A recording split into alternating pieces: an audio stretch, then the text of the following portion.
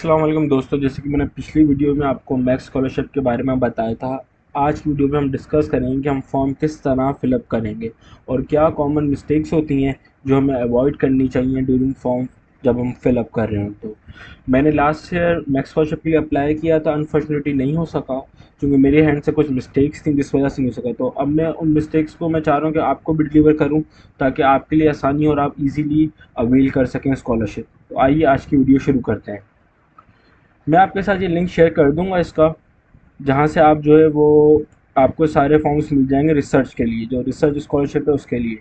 अगर आप देखें इसके पेज पे आके तो यहाँ पे दिया हुआ है एडोबी रीडर। आप ये सॉफ्टवेयर डाउनलोड कर सकते हैं, तो इससे आपके लिए आसानी हो जाएगी कि आप इजीली जो फॉर्म है वो फिलअप कर सकें।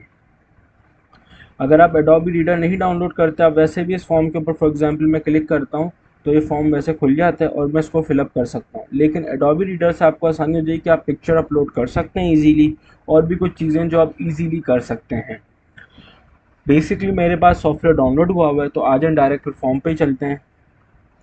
तो ये आप देख सकते हैं, जैसे ये फॉर्म है, इसके हमने सबसे पहले इंस्ट्रक्शन पढ़ने हैं। जैसे कि मैं हर वीडियो में कहता हूँ, सबसे पहले आप इंस्ट्रक्शन पढ़िए कि वो क्या कह रहे हैं। तो इसमें लिखा हुआ है टाइप योर ओके टाइप और write neatly by hand in bold letters. तो हमें मेक श्योर करना है कि अगर हम चाहें तो फॉर्म हाथों से भी फिलअप कर सकते हैं, बाय हैंड भी फिलअप कर सकते हैं, या हम कंप्यूटर से टाइप भी कर सकते हैं, लेकिन बोल्ड लेटर में। फिर उसमें लिखा है use Arabic numericals like 0 1 2 3 4 5 6 7 onwards और write your years in western calendar. तो एक चीज़ का आपने ख़ास ख्याल करना है कि जो वेस्टर्न कैलेंडर है वो इस तरीके से होता है। पहले आता है ईयर, जैसे 2001, या आप ये कह लें कि 2026। फिर आती है मंथ, जो कि अभी चल रहा है 04, एंड देन आता है डेट, जो कि डेट है आज मेरे ख्याल से, हाँ, 23rd। 23rd ही है ना, हाँ 23rd। तो ये है वेस्टर्न कैलेंडर का पैटर्न जो हमने फॉलो करना है। अब यहाँ पे मैं आपको एक प्रो टिप दूंगा, वो ये है कि आपने पर्सनल इन्फॉर्मेशन यहाँ पे डालनी है, वो आपके पास जो पासपोर्ट है आप उसी अंदाज में डालिए जैसे पासपोर्ट में आपकी दी गई है। अब जैसे मेरा नाम है अफसा, सरनेम, सॉरी इधर पूछा सरनेम, जैदी। देन आपका गिवन नेम, मेरा जो गिवन नेम है वो है अफसा और रहमान। मेरा पासपोर्ट में गिवन नेम पूरा ये है, ठीक है। मेरा मिडिल नेम कोई नहीं है, उसको छोड़ देंगे। फिर वो पूछता है आपसे जेंडर, आपने क्लिक कर दिया मेल। आप सिंगल हैं, मैरिड हैं, तो मैं मैरिड हूँ, मैंने मैरिड पे क्लिक कर दिया। क्या आपके पास, ओके, नेशनलिटी आपने इधर लिखनी है पाकिस्तान। देन वो आपसे पूछ रहा है क्या आपके पास जो है वो जैपनीज़ नेशनलिटी है। आपने टिक कर दिया येस और नो, मैंने टिक कर दिया नो, मेरे पास कोई नेशनलिटी नहीं है। ज़ाहिर है जब नेशनलिटी नहीं है तो आगे अभी आप फिलअप नहीं करेंगे। उसके बाद पूछा डेट ऑफ बर्थ, आपसे पूछा year 001, then month 09, then date 03। फिर आपसे ये पूछ रहा है कि जी आप कितने साल के हो जाएंगे 1 अप्रैल 2027 तक। मेक श्योर जो इन्फॉर्मेशन आप डाल रहे हैं वो पूरी एक्यूरेट हो, उसमें कोई मिस्टेक ना हो। तो इसके लिए हम जाते हैं गूगल पे इधर, और हम यहाँ पे ये न्यू टैब में लिख लेते हैं my date of birth is 03/9/2021 to date 10 this. तो आपको एआई कैलकुलेट करके दे देगा 25 ईयर्स, मतलब मैं 25 साल का हो गया। फिर हम दोबारा फॉर्म पे आ जाएंगे और हम यहाँ पे लिख देंगे 25 ईयर्स। फिर वो आपको एक चीज़ बता रहा है, applicant must be born on और आफ्टर अप्रैल 2 1992। अप्लीकेंट जो है, जो अप्लाई कर रहा है स्कॉलरशिप के लिए, इन्होंने डेट मेंशन कर दी है, वो ये है। इससे इस पे या इसके बाद जो हो वो, मतलब इस उस डेट पे वो बॉर्न हो लाजमी। अच्छा, फिर आपसे करंट एड्रेस पूछा। अब जैसे कि मेरा जो करंट एड्रेस था वो था अज़रबैजान का, जो कि मैं अज़रबैजान में रहता हूँ, सही है, क्योंकि मैं वहाँ पे अपनी एजुकेशन पूरी कर रहा हूँ। तो मैं डाल दूँगा बाकू इंजीनियरिंग यूनिवर्सिटी। हाँ, स्पेलिंग बहुत मिस्टेक्स हो जाती हैं। हाँ, ओके, बाकुन यूनिवर्सिटी हो गई, ठीक है। देन फिर लॉन XYZ जो भी है आपका, ठीक है। फिर मैंने यहाँ पे सिटी मेंशन कर दिया बाकू। तो हम ज़रा जल्दी जल्दी करेंगे ताकि टाइम टेकिंग ना हो, अज़रबैजान। देन उसके बाद हम जो है वो नीचे आएंगे। If you are current resident in Japan, what's your current visa status, आप इसमें लिख दें नो। फिर ये आपसे पूछ रहा है your address before departing for Japan, आपका एड्रेस आया कि यही है या दूसरा है, ठीक है। और यहाँ पे स्टेटमेंट कि an applicant with the permanent residency और a long term residency status must change his and her status to student if selected, be aware that the application for the original status after student status is expire may not be necessary approve. तो यहाँ पे उन्होंने एक statement दी हुई है, वो आपने लाजमी पढ़नी। फिर उसने पूछा कि जी अबव है कि नहीं है, मैं बोल दूँ कि नहीं है, क्योंकि जाहिर है मैं अपनी एजुकेशन कंप्लीट करके पाकिस्तान आऊँगा और मैं पाकिस्तान से ट्रैवल करता हूँ। फिर मैं पाकिस्तान का एड्रेस XYZ डाल दिया और मैंने कंट्री लिख दी पाकिस्तान। अच्छा, time of living from your country please tick the box above the above current address will be as in following, okay, and specify the new address will be। तो आपने बताना है कि जी मैं जब टाइम ऑफ लीविंग है, if your address before departure for Japan is outside of your home country, do you understand that an airline ticket to Japan will not be provided. तो ये आपने मेक श्योर करना है, इस पर टिक करना है यस। हाँ, मुझे बात समझ आ गई। अगर मेरा जापान के जब मैं लीव कर रहा हूँ वो एड्रेस मेरा कंट्री से ना हुआ तो फिर उसकी मुझे टिकट नहीं मिलेगी। तो इसलिए वो इधर आपसे एड्रेस पूछ रहा था। जब आप जापान के लिए लीव करेंगे उससे पहले आप कहाँ से डिपार्चर करना चाह रहे हैं। फिर आज हम नेक्स्ट वीडियो में के name of the Japanese diplomat office where you will be appear for the visa insurance, जैसे कि मैंने आपको पिछली वीडियो में मेंशन करा हुआ है कि आपने कहाँ पेयर होना है। आपने डायरेक्ट जो है वो लिख देना। अब जैसे यहाँ पे इन्होंने एक लिंक दिया, अगर आप लिंक के ऊपर क्लिक करेंगे तो वो ऑटोमेटिकली जो है वो खोल देगा आपको एम्बेसीज। तो यहाँ से आप अपनी एम्बेसी इस्लामाबाद में आपने अपेयर होना है या आपने जो है वहाँ अपेयर होना है कराची कौंसलेट में। तो यहाँ से आप सेलेक्ट करके आप उनको यहाँ पे लिख दीजिएगा डिटेल्स के साथ कि जी मैंने यहाँ होना है। फिर आपका सेल फ़ोन नंबर जो भी है आपने डालना है। फिर आपका ईमेल एड्रेस आ गया इधर। मेक श्योर कि आप अपनी ईमेल एड्रेस बिल्कुल प्रॉपर लिखें। हर चीज़ आपने बोल्ड में लिखनी है, ये बात मैं आपको बता रहा हूँ बार बार कि हर चीज़ आपने बोल्ड में लिखनी है, चाहे वो ईमेल एड्रेस हो चाहे वो कुछ भी हो। फिर वो आपसे पूछा are you suggest to write an email address that can be use for continuously before during and after stay in Japan. अगर आपको कभी कोई स्कॉलरशिप मिली है गवर्नमेंट की तरफ से, मैक्स स्कॉलरशिप पहले, तो आपने इस पर टिक करना है येस और नो। इफ़ येस तो फिर आपने, मुझे नहीं मिली आज तक तो मैंने नो पे कर दिया। अगर आपने येस किया तो आपको पूरा ये फिलअप करना है कि आपने कौन सी स्कॉलरशिप थी, क्या था, प्रोग्राम नंबर, हर चीज़ आपने डिटेल में एक्सप्लेन करनी है। फिर आप उसके बाद नीचे आ जाएं। इसके बाद वो आपसे पूछ रहा है इधर if you mark programs, then आपको इधर एक्सप्लेन करने हैं फर्दर, सही है। If yes please specify the name of the organisation of relation to content of the education and the research and the period. तो ये आपने येस और नो पे तो टिक करना है। अगर आपने अबव मार्क येस किया हुआ तो आपने इधर भी आके फिर इसको सिंप्लीफाई करना, इधर भी हम नो ही टिक करेंगे। फिर उसके बाद आप आ जाए नीचे, are you applying for an Japanese government scholarship including the program which scholarship payments will be begin in FY 2026, although their final selection result will have not been decided yet and the program for which scholarship payment will be begun is not allowed to apply for the Japanese government scholarship at the same time। आपने इसको yes कर देना है। फिर next step आ गया are you receiving okay or scheduled to be receive any scholarship from any organization other than the Japanese government। अगर है तो आपने yes करना है, अगर नहीं है तो आपने no कर देना है।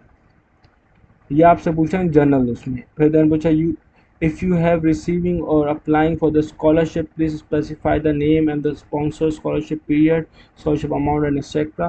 तो यहाँ पे आपने डिटेल्स एंटर कर देनी है स्कॉलरशिप की जो भी हैं। फिर उसके बाद आप अकेडमिक रिकॉर्ड में आ जाएंगे नंबर 11 में। इसमें इसने आपको इंस्ट्रक्शन दी हुई है, तो मेक श्योर कि आप सारी इंस्ट्रक्शन डीपली उसको अंडरस्टैंड करें और पढ़ें। फिर इसमें पूछा राइट योर रिकॉर्ड्स। अब जैसे कि प्राइमरी एजुकेशन है, लोग अक्सर समझते हैं कि किंडरगार्टन या जो केजी प्ले ग्रुप से स्टार्ट होती है, नहीं, यहाँ पे जो है वो 1 से लेके 8 तक है, यहाँ पे आपकी 9 से लेके 10, एंड देन यहाँ से 11 से लेके 12, और फिर ये आ गई आपकी यूनिवर्सिटी यहाँ पे। तो आपने इस चीज़ को जो है वो मेक श्योर करना है कि आप इसको डीपली स्टडी करें, इनके सारे रूल्स एंड रेगुलेशंस ये जो दिए हुए हैं, और फिर आप जो है उसी लिहाज से जो है वो ये फॉर्म एकेडमिक ईयर का आप भरें। इसमें आपसे पूछ रहा है कि जी स्कूल का नेम, आपने इधर स्कूल का नेम अपने डाल देना है, फिर आपने पीरियड लिखना, स्टेट लिखना है, कौन से स्टेट में या कौन से प्रोविंस में था। अब जैसे मैं कराची में रहता हूँ तो मैं इधर लिख दूँगा ऑफ कोर्स सिंध। देन वो आपसे पूछ रहा है सिटी या टाउन, तो ज़ाहिर है मैंने कराची से किया तो मैंने तो कराची लिख दिया। देन वो आपसे पूछ रहा है फ्रॉम टू, मतलब कब शुरू हुआ, कौन से ईयर में और कौन से मंथ में शुरू हुआ, और कब ख़त्म हुआ, वो आपने मेंशन कर देना है। फिर वो आपसे पूछा पीरियड ऑफ स्कूलिंग अटेंड, कितने साल बनते हैं, आपने जो स्कूल अटेंड किया उसके कितने साल बनते हैं, आपने लिख दिया इधर 8 ईयर्स। ठीक है। फिर वो अगेन आपसे पूछा जी आपकी लोअर एजुकेशन जो है या मिडिल स्कूल कह लें आप, वो कितने वो बन रहे हैं, तो वो आपने लिख दिया इधर 2 ईयर्स। देन आपने यहाँ से वो पूछा अपर सेकेंडरी एजुकेशन आपके कितने बन रहे हैं, तो ये आपने लिख दिया इधर 2 ईयर्स। टोटल कितने हो गए आपके 4, 8 + 12, सही है। अब वो आपसे आगे पूछ रहा है जी आप जो एजुकेशन हासिल कर रहे थे बैचलर्स के लिए, सही है, वो आप इधर मेंशन करें। अब वो आपने इधर लिख दिया, आपने आगे लिख दिया 4 ईयर्स। फिर वो आपसे पूछा आप ग्रेजुएट हो चुके हैं या एक्सपेक्टेड टू ग्रेजुएट है या अदर स्टेटस है, और आपने मार्क कर देना है बैचलर्स पे, जी मैं बैचलर्स के उसमें हूँ, सही है, और आपने इधर इसमें से एक ऑप्शन चूज़ कर लेना है। फिर उसके बाद आप नीचे आ जाएं, फिर आपने नीचे टोटल आपने मेंशन कर देना है। ठीक है, टोटल आपने क्या मेंशन कर देना है कि जी मेरे जो हैं वो इतने साल हो गए हैं एजुकेशन को। अब यहाँ पे एक चीज़ है जो मैं आपको डिस्कस करना चाहता हूँ। अब जैसे कि जो मेरा एजुकेशन है वो थोड़ा सा डिफरेंट है, वो इस तरीके से डिफरेंट है जी, मैंने स्कूलिंग भी की है, मैंने हाई स्कूल भी किया हुआ है, लेकिन मैंने 1 साल का फाउंडेशन किया हुआ है। तो मेरे जो इधर ईयर्स काउंट होंगे वो एक्स्ट्रा काउंट होंगे। वो जैसे अगर फॉर एग्जांपल अगर आपकी कोई ईयर्स काउंट होते हैं वो होते हैं 16, तो मेरे हो जाएंगे 17, क्यों, मैंने 1 साल का फाउंडेशन किया है। तो मैं यहाँ पे वो चीज़ एक्सप्लेन करूँगा कि मैंने आई डिड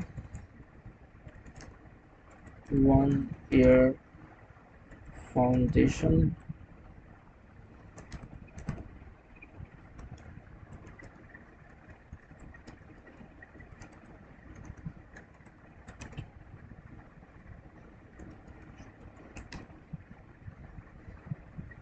एजुकेशन क्राइटेरिया हो गया या स्टैंडर्ड हो गया, जो भी आप इधर लिखना चाहें वो आप उसको एक्सप्लेन कर दें रिमार्क्स में कि जी ये चीज़ ऐसे क्यों है, सही है। फिर उसके बाद अगर आप नीचे आते हैं, फिर वो आपसे पूछता है field of specialisation study in the past, मतलब जो आपने बैचलर्स किया है उसमें आपने क्यों वो चूज़ की, क्या वजूहत थी, क्या आपका इंटरेस्ट था, वो आपने छोटा सा एक पैराग्राफ इधर लिखना है। देन उसके बाद स्टेट द टाइटल और the subjects of book and thesis including graduate thesis authority application if any with name and address of the publisher and the date of the publication.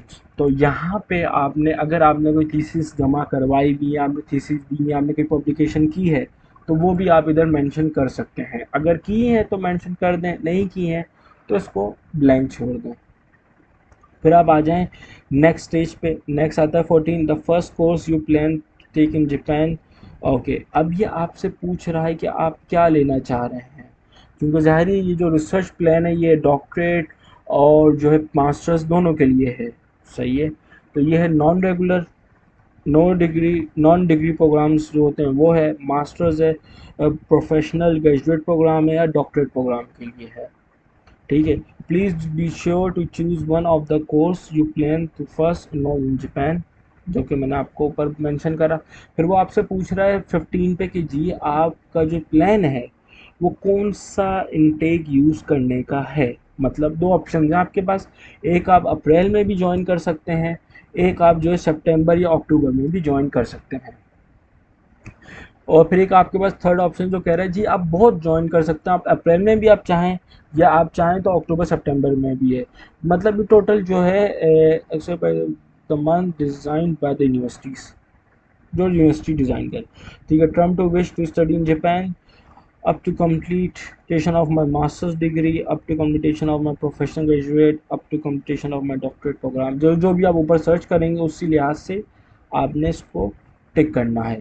Okay, अब आपसे पूछा कोई आपकी job है, आया आप कोई जॉब करते हैं, तो आपने लिख देना है यस और नो। अगर आप यस लिखते हैं तो आपने इधर अपनी कंपनी का नाम लिख देना है जो भी है, XYZ। देन वो आपसे पूछ रहा है employment record, right the two most recent employment including the volunteer and part time work. अगर आपने कोई पार्ट टाइम काम भी किया हुआ है, आपने कोई वॉलंटियर वर्क भी किया हुआ है, वो भी आप इधर लिख सकते हैं। तो वो आपसे पूछा कोई भी दो आप इधर फिलअप कर दें। यहाँ पे आप name and location of organisation डाल दें इन दोनों पे। फिर यहाँ से आपसे पीरियड पूछ रहा है, फिर यहाँ से आपसे पोजीशन पूछ रहा है, फिर आपसे इधर डिस्क्रिप्शन मांग रहा है, टाइप ऑफ वर्क मतलब आपका क्या काम था उधर।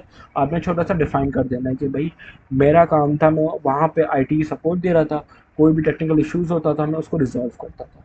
फॉर एग्जांपल मैंने आपको दे दिया, जैसे कि अभी अजरबैजान में लास्ट टाइम जो हुआ है, कोई समिट था मैं भूल गया उसका नाम, तो वहाँ पे मतलब एज अ वॉलंटियर मैंने वर्क किया, तो फिर मैंने डाल दिया ऐसे करके। अच्छा पूछा है फिर आगे motivation for the Japan, for studying in Japan. Okay, तो आपने इधर एक मोटिवेशन छोटा सा एक पैराग्राफ लिखना है। मेक श्योर कि वो आपका बिल्कुल सिंप्लीफाई हो और अच्छा हो। आप इसका आइडिया आप इंटरनेट से ले सकते हैं, आप वीडियोस देख सकते हैं, दीगर आप एआई यूज़ कर सकते हैं, सब कुछ यूज़ कर सकते हैं, लेकिन चीज़ आपकी अपनी होनी चाहिए। ठीक है, मतलब हर चीज़ ये नहीं कि आप एआई को दे दें प्रॉम्प्ट, जी मुझे ये लिख के दे दो, तो एआई आपको आप कॉपी पेस्ट कर दें, नहीं, हरगिज़ नहीं। आपने खुद, ज़ाहिर आपकी जो फील्ड है, आप जिसमें रिसर्च करना चाह रहे हैं, आप क्यों रिसर्च करना चाह रहे हैं, क्या वजूहत थी, उसका आपने मोटिवेशन लिखना है। अब उसमें इन्होंने दो चीज़ों में सॉरी तीन चीज़ें हैं इधर, या तो इधर तीन हैं, उसमें इन्होंने इसको डिवाइड किया हुआ है। तो फर्स्ट जो है what was the trigger for having an interest in Japan. आपने ये बताना है आपको क्या चीज़ है जो जापान की तरफ इंटरेस्ट आपका पैदा कर रही है इस मोटिवेशन को। तो उन्होंने तीन चीज़ों में इस मोटिवेशन चीज़ को डिवाइड किया हुआ है। सेकेंड वो पूछा है why do you choose Japan as a destination to study graduate level education. क्यों आपने चूज़ किया जापान को, आप यहाँ पे अपनी रिसर्च क्यों करना चाह रहे हैं। थर्ड वो आपसे पूछ रहा है what kind of things do you think you can contribute to the Japan and your home country through your experience of studying in Japan. ये तीनों चीज़ें हैं मतलब आपने फिलअप करनी। अच्छा यहाँ पे मैं एक और चीज़ ऐड कर दूँ, यही चीज़ आपने अपने रिसर्च प्लान में भी ऐड करनी है, क्योंकि ज़ाहिर है आप रिसर्च प्लान में एक चीज़ डिफाइन करेंगे कि जी मैंने जापान को क्यों चूज़ किया, जापान में मैंने ये फील्ड क्यों चूज़ की है। फिर आप बताएंगे जी ये फील्ड से जापान और मेरे कंट्री को क्या फ़ायदा हुआ। तो ये तीनों चीज़ें आपने यहाँ पर भी लिखनी है और अपने रिसर्च प्लान में भी लिखनी है।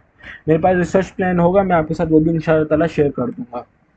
फिर उसके बाद वो आपसे पूछता है जी नंबर 20 पे लैंग्वेजेस के बारे में, आपको जापान लैंग्वेज आती है। आपने ऐसे नहीं लिखना 1 और may be you can write 0, नहीं, आपको यहाँ पे मेंशन किया हुआ है status. Number 3 excellent, number 2 good, number 1 fair, number 0 poor. तो आई विल प्रेफर कि आप अगर एक्सलेंट है तो आप इधर एक्सलेंट लिख दें ई। तो यहाँ पे आप अगर एक्सलेंट है तो आप इधर नंबर 3 लिख दें, सॉरी मेरी गलती है, मैंने देखा नहीं था। नंबर 3 यहाँ पे आपको एक्सलेंट दिया हुआ है तो आप इधर एक्सलेंट लिख दें। अगर आप गुड हैं तो आप नंबर 2 लिख दें। अगर आप पुअर हैं तो आप नंबर 0 लिख दें। ठीक है, ये है यहाँ पे आपको सारी चीज़ें मेंशन की हुई हैं इंग्लिश और जापान के बारे में।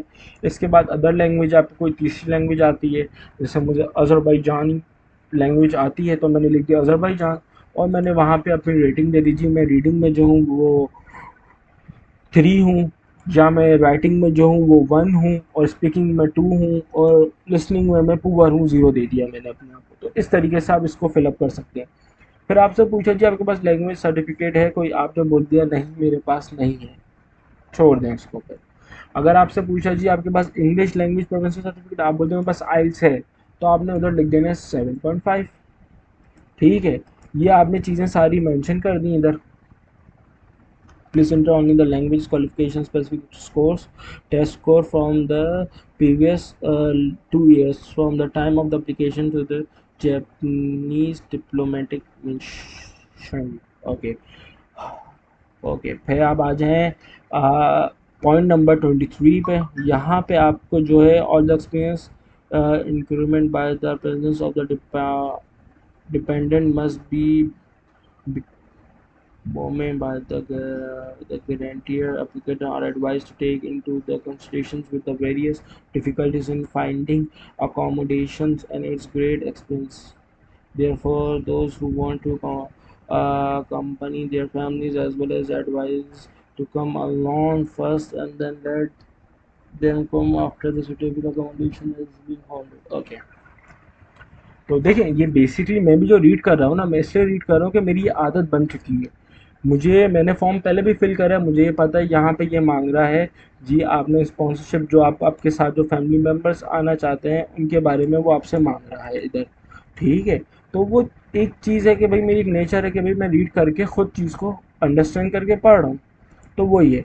अब यहाँ पे आपके साथ जो स्पॉन्सरशिप में आना चाहते हैं आप उसकी डिटेल फिल करेंगे, उसका नाम, उसके साथ आपका क्या रिलेशन है, उसकी एज और उसकी नेशनलिटी क्या नेशनलिटी। आप यहाँ पे 1 2 3 4 लोगों का नाम फिलअप कर सकते हैं, including your parents, including your spouse, including your children, like this. तो उसके बाद सेकंड उसमें आ जाते हैं स्टेज में जो है कि इमरजेंसी कॉन्टैक्ट के लिए डिटेल्स वो वहाँ पे आपको फिलअप करनी है। सही है कि भाई अगर कोई खुदा ना कोई इमरजेंसी होती तो आप किसका कॉन्टैक्ट देना चाहते हैं। मैं यूजुअली अपने फादर का देता हूँ, तो आप अपने किसी भी उसका दे सकते हैं। यहाँ पे कोई नेसेसरी नहीं, इसमें name, current address, relationship, occupation आ गई और फ़ोन नंबर और ईमेल एड्रेस आ गया। उसके बाद वो आपसे पूछता है पास विज़िट है आपका कोई भी अपना जापान में, तो आपने वो फिलअप करना है कि जी मेरा विज़िट है from which date to which date, which year and purpose. अगर है तो आपने फिलअप करना है, नहीं है तो आप छोड़ दें।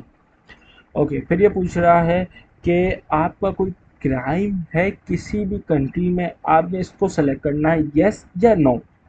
अगर मैं इसको येस सेलेक्ट करता हूँ, ठीक है, तो मेरे लिए आगे प्रॉब्लम है। अब क्योंकि ज़ाहिर है मेरा कोई क्राइम है नहीं, रिकॉर्ड मेरा क्लियर है, तो मैंने इसको ऑफकोर्स नो सेलेक्ट करना है।